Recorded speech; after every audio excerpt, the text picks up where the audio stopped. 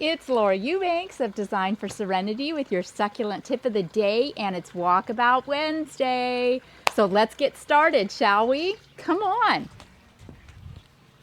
This I thought would be a really great time to show you the evolution of propagation.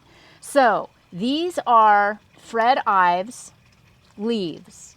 And you can see this one is completely and utterly toast, right? It's like literally crunchy. This leaf is very rotted. See the white opaque kind of look to it, and it's just the black, and this is just not going to make it, right? This leaf is rotted.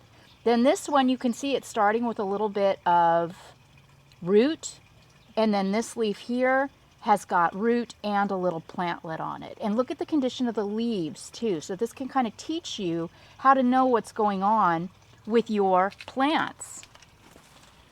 Oh, look here, Han. This is a little Fred Ives trunk stump that we decided to put in a can and see what would happen, and it's getting little tiny babies on it. How adorable. Now, that isn't where I would have thought they would come from, but hey, you know, don't mess with Mother Nature, right? Speaking of Mother Nature. Oh, yeah, and speaking of Mother Nature, the Brugmansia has gone to be with Jesus. At some point last night, it could not sustain its weight, and it cracked in half. Now, I know it's sad, but you guys, it's okay.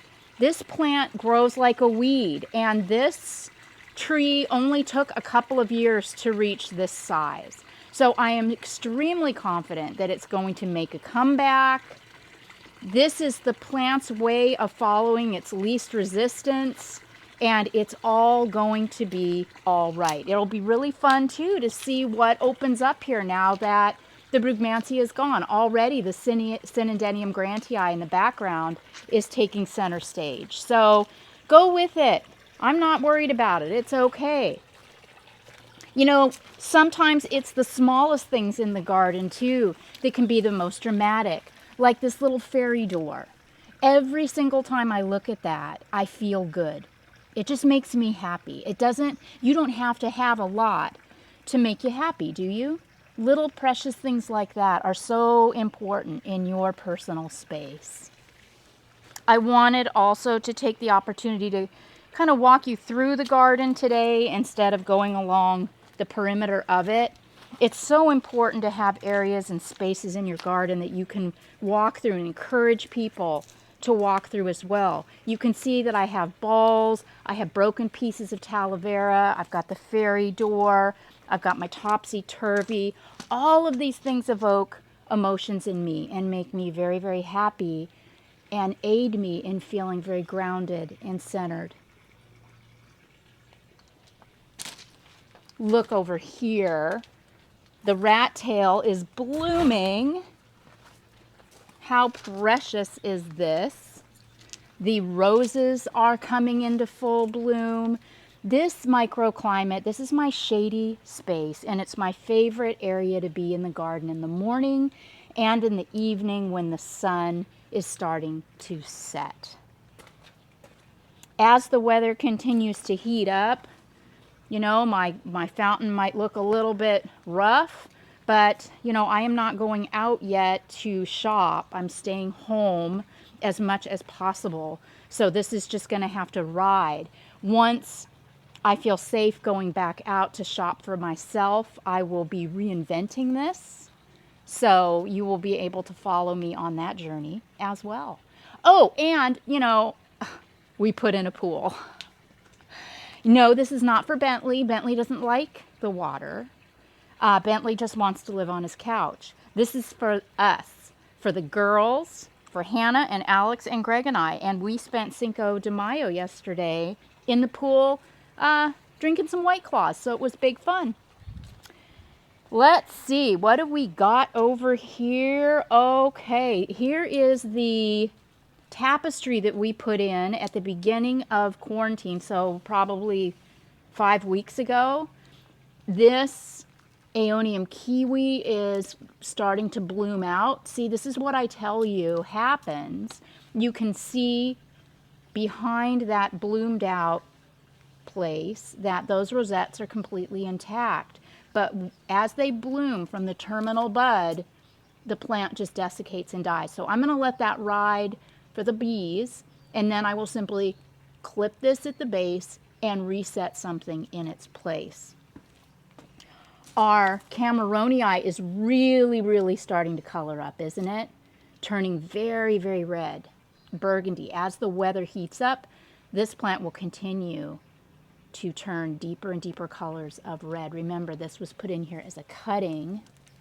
Let's see. And it is still not doing anything. Ooh, and this is getting a little, it's getting a little mushy. Getting a little mushy, but I'm not worried about it yet. There's no smell, it doesn't stink, so, and I don't see any issues here at the crown that are causing me any concern, so I'm just going to let that ride. I will not be watering it or getting it wet, and I really think it's going to be okay.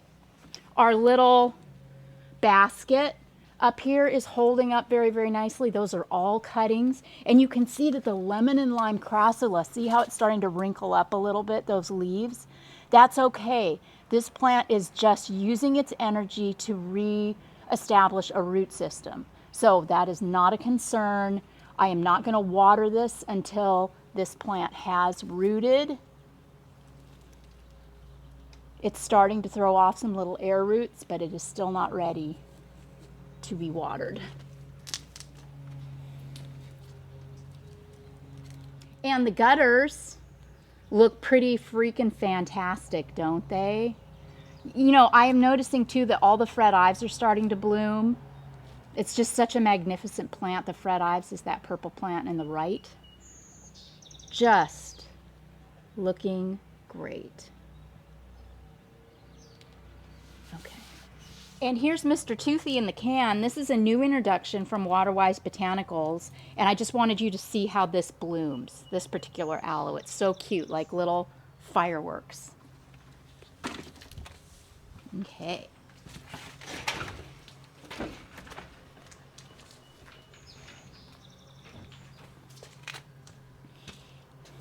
And I cut up my Aluaudia procera. I cut some of the branches off. You know, I have the one in front and the one in back, and shadows. And I just put them over here in the Garden of Death to see how long it's going to take for them to throw off roots and propagate, so that I can be better prepared to tell you how to proceed with that plant in the future. Some of you mentioned yesterday that as we were reworking the chair, there was a giant snail on the aeonium, and I resisted the temptation to come out here and check because I wanted to do it with you in real time. So let's pull this out and see if we can find that spawn of Satan. I do not see a snail on that one, so it must have been this one. Nope. Oh no. That means that booger must be loose. It must be loose in my chair. Well, I will investigate further and report back, people. To be continued. And I think it's about Walkabout Wednesday last week when I noticed that my Aluaudia procera out here in the front was completely and utterly devoid of leaves.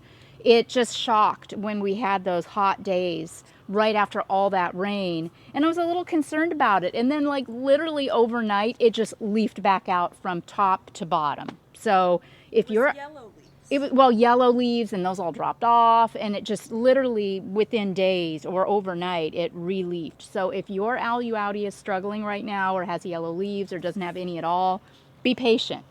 It will come out of it, I promise. And speaking of patience, this stand of aeoniums is starting to close up. As our weather continues to get warmer and the days are getting longer, this plant is going into dormancy. So, you know, through our Walkabout Wednesdays, we'll follow its progress. But eventually, all these are going to close up and are going to look a bit of a hot mess. So I will walk you through that as it happens. Remember, you want to lay off on the water with your aeoniums right now as it gets warmer. Or if you are on the other side of the world, start watering because yours are just beginning.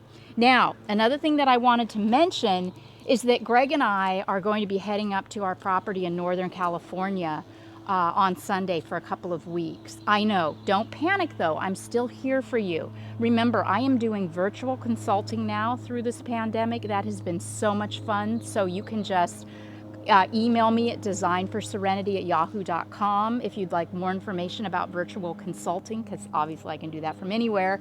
And I'm also going to be keeping up with all of you through the community page while I'm gone. I'll be posting, I'll be sharing photos, and just staying connected. This has been Laura Eubanks of Design for Serenity with Walkabout Wednesday and your succulent tip of the day.